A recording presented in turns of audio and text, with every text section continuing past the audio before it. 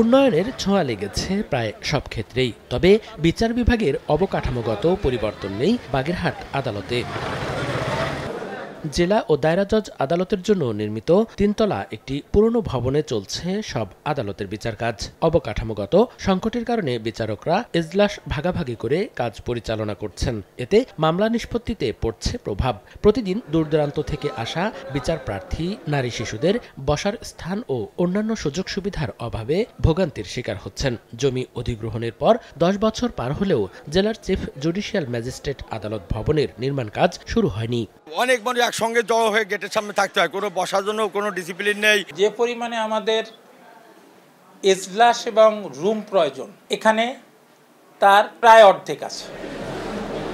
অবকাঠামোগত সংকটের বিষয়টি আইন মন্ত্রণালয় বরাবর অবহিত করা হয়েছে বলে জানান আদালতের প্রশাসনিক কর্মকর্তা।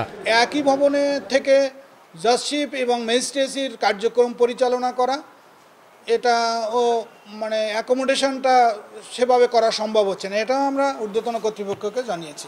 বাগেরহাট চিফ জুডিশিয়াল ম্যাজিস্ট্রেট আদালতে 10,539টি এবং জেলা ও দায়রা জজ আদালতে 41,884টি মামলা চলমান। সময় সংবাদ, বাগেরহাট।